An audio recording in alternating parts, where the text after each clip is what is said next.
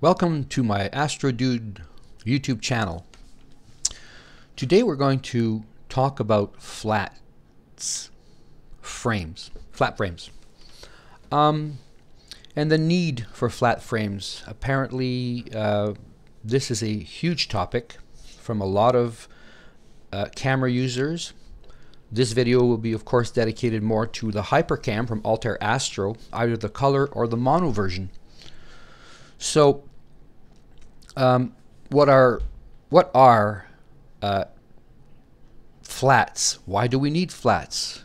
Apparently what happens is when you get a camera and you take it out of the box and you set it up and you put it on your telescope and you take your one night of imaging and you process your image for the first time, you end up with these dark black circles, these black dots. How did they get there? Why are there black dots all over my image? And why is there a big black outer ring here on this image of this galaxy? So I'm going to try to keep it simple to get to the point. So this outer black ring is called vignette, and it is caused by your image train. Basically, your camera has a chip, and depending on the size of the chip and the size of the light that hits the chip from your telescope, the light cone does not cover the entire chip, so it causes this black outer ring. And it's also can come from your focal reducer, which is just an inch or two away from your camera, or your field flattener sometimes can cause vignetting. What we want to do is we want to remove this so that our image is nice and evenly illuminated and not have this big dark circle caused by the camera, the field flattener, or the focal reducer and other glass in your image train in where you've connected everything to your telescope. So is it normal? Absolutely. Should there be dust particles? Because this is what they are. These are little dust particles sitting in front of the glass. Of course, every time you take the camera off and you put it up somewhere, you're going to have little dust particles in the air that land on it. These dust particles are everywhere. They're outside and they're inside. They land on there. I have, on one camera, I have 1 or 2, and on another camera, I have 20 or 30. What people do is they open up their camera and they try to clean it and brush it off and blow it with an air can, and it makes it 10 times worse. They actually move them around or add more, and I have done it. So let's get to how we can deal with this, and we can do that by taking a flat frame, and I'll explain and show you in a minute how that works, and we'll divide it. When you use Deep Sky Stacker, or if you use Pixinsight, when you use darks, you subtract the darks from the lights. When you're using flats, they're multiplicative, so they get divided out. Some people say you divide flats. I believe you subtract flats from the lights. You don't. It does remove it, but I believe the term is it's a division, multiplicative division, not a subtraction. So that's not important. All right, let's get started. So I'm just going to minimize this, and I'm going to basically show you how what I've done and how I deal with dust bunnies, dust motes, heavy vignetting around the outer rim on my Hypercam, because this is what this video is for, helping those who have Hypercam. So as you see, I have a VRC6 Mellencam scope. You can see the Hypercam here in the back. This one's mono. So I'm just going to go through all the pictures so you can see how I'm set up. I have a little white drafting board that I got on Amazon for really cheap. And then I went to a lighting store, got myself a nice white translucent acrylic panel for about 12 bucks, which is about 8.5 by 12, and this is about 8.5 by 11, so it covers my 6-inch very well. So here it is turned on. You can see it's nice, got a nice evenly illuminated glow, which is absolutely important. I can't overemphasize how important your light source has to be steady. If you shoot flats In the morning when the sun comes up, you will have trouble. This is much, much more steady, reliable, as you see here, and you want to use a flat board or a flat box, something that's evenly illuminated, and you'll see how that works very, very well. So here I am putting a t-shirt on. It's doubled up with elastic band, nice and tight. Keep going. At the top, I made sure there's no creases at all. Again, nice and tight. Don't want any crease because it'll cause a difference in light. There I am putting the nice light panel on top, nice and square and level. Now it's nice and level. Let's keep going. And here it is on top again. Just multiple angles to show you where it's sitting and how it's sitting. I have my telescope pointing straight at the ceiling, so it's flush. Be careful you don't pull and trip on the cables. And I believe the last image will be just a picture of an Amazon tracing board. In this case, it's the LZTech A4S. This is a bigger board than mine. I believe this is 14 by 10, which is nice if you have a C8 down to small refractor. This one's about, it says $43. So, all right, let's get started on how do we make the flats. What do we have to do to make them so that they can be used in your Deep Sky Stacker Pixinsight nebulosity? Actually, it's quite simple to create them. Let's go through it. We're going to use Sharpcap 3.1. And as you can see here, I've got it fired up and my telescope's already hooked up. I got my hypercam hooked up. And if you go to Camera, Altair 183M, and it says adjust your USB speed control to achieve optimum frame rate. We're not going to use that. Just close that because we're not doing planets. And as you can see, this is really bright. I already showed you the picture of my panel sitting. This is in real time. You can see it as is right now. So here's the main point. Very simple. Let's get the histogram of this light to come to 50%. Anywhere from 45 to 55, preferably 50%. So what are the settings? Well, if you have the monocam, then it's mono 12. If you have the Hypercam 183C, I believe it's raw 12. So if you shot last night in raw 12 and you binned one by one and you use the entire sensor, and of course you probably went here and changed this to fits because you don't want a video. Whatever you shot last night on your camera has to be the same today in terms of the color space, the binning, the capture area, the full size of the chip, and the output. So never change this from the night before when you shot your Galaxy until the morning when you do your flats. Now the critical part. How can we get this to be at the right speed so that the vignette shows up and the dust motes? So first of all, your black level, 0. If I increase it, then the image in the center is going to get very bright. So put that on 0. USB speed, put it at the very bottom so that the transfer rate doesn't have a problem if you're on USB 2.0 or USB 3.0. Keep it at 0. So offset or black level 0, USB speed 0, gain. Put the gain as low as possible, right? It can only go to 100. That's the lowest one. If it says, depending on your camera, many other people are going to watch this and say, I don't have 100, I have 0. The point, lowest gain that your camera can handle. Now the exposure, and this is the tricky part. It's simple, but at the end of the video I'll talk about why it's kind of tricky. So 1000 millisecond is 1 second, and obviously this is pure white, and a flat is actually gray if it's mono, and even if it's color in raw 12, it's still gray because it hasn't been debayered. So look at the histogram. The histogram is way up on the right hand side. It says 94%. This is no good. So let's drop it down. Let's try 750 milliseconds. Give the camera a bit there to see if it changes anything. 93%. Still too bright. 500 millisecond, which everyone knows that's half a second. And now we're making progress. We're down to 71%. Let's drop it some more.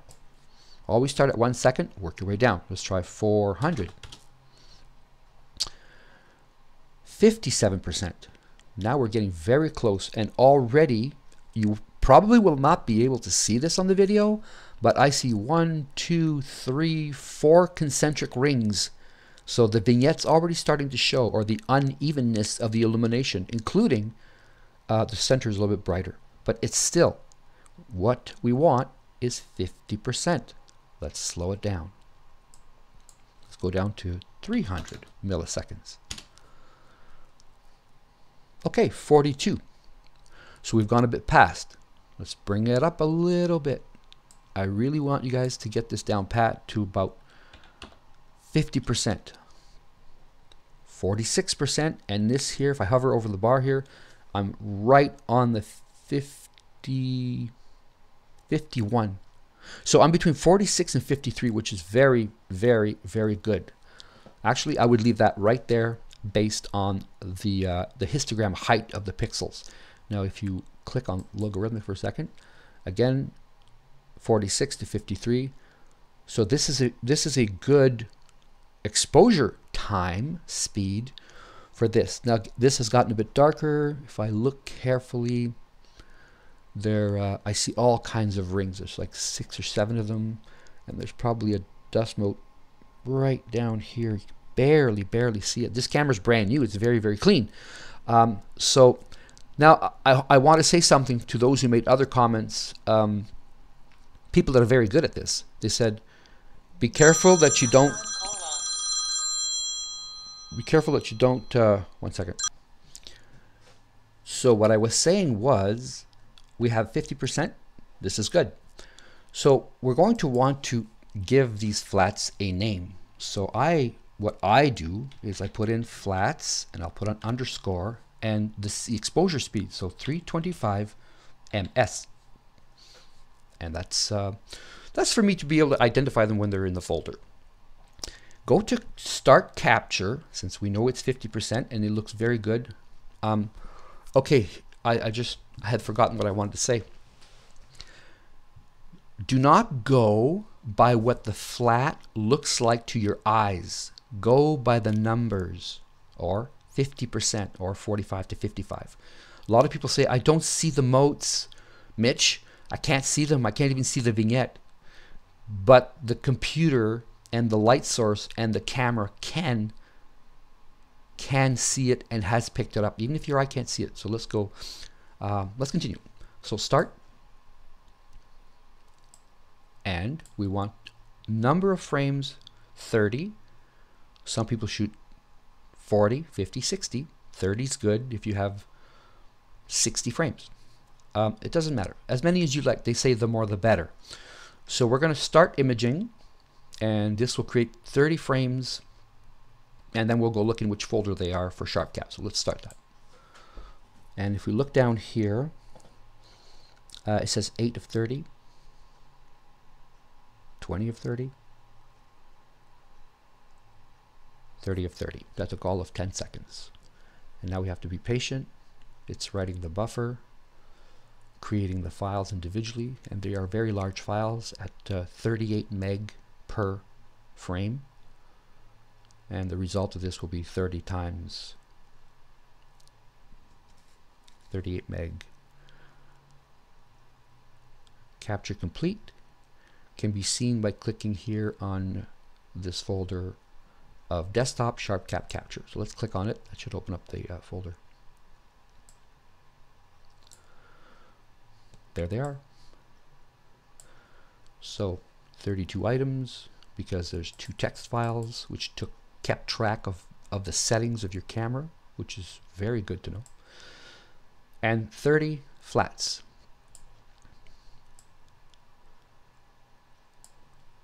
That's it. They're not hard to create. We can close this. We can also click on the actual folder and go to my desktop and go to Sharpcap, and it says here flats 325 milliseconds as we have entered it into the top. Let me drop that down. You see why I entered flats 325? So I would know where they are, and there they are. So a person might say, that's it? What's the big problem? The problem is this, and I don't want to call it a problem, but I will call it a challenge. is that many times we do our flats at 50%, we have the right exposure, we process them, we calibrate the light frames, the galaxy, we add our darks in Deep Sky Stacker or Pixinsight, we add our flats, and then what happens? The vignette and the little dust bunnies, dust particles that landed on the glass, the focal reducer, the field flattener, instead of the outer ring now being black, it's now white. What happened? It's not supposed to happen. It does happen sometimes. But if that happens, I want you to have, not to be surprised. What happened is sometimes the software takes the flats and overcorrects the darks and makes it too white if the exposure is too bright or too dark on the histogram, which is why it's so important to be at 50%. When I do 50% and I bring this in to my galaxy and I calibrate it using my darks, my flats, my light, no bias, don't need them with the hypercam, all the vignette is gone and all the motes are completely neutral. They have a beautiful, evenly gray picture, not like we see here with the outer darker vignette, and there's a little, let me see if I can zoom in. I'm not sure if you can see it, but I think you guys can see it. This is what, whoop, it's nice to zoom in and zoom out. There's a round donut. There could be 1, there could be 50, depending on how much dust has accumulated. Again, this one here also very dark. Let me zoom it here to my Rosetta. There's a dark corner here. Again, the field was not evenly illuminated, and I overstretched this on purpose so you guys can see how it can affect the image badly. It's up with a big dark circle. Flats will take out all the vignette. They will take out all those black dots, motes, dust bunnies, and it will evenly illuminate the entire field, because sometimes the center is really bright and the outer edge is really black, but what we want is a neutral gray. So again, the little ring there, let's just bring this back down here like this. You can see the vignette on the outer edge, and here it is not stretched at all, and that's a nice picture when you can't see it, and here it is stretched normally, and look how dark that is. So with the proper flats, these flats have not been applied to this. This was an example.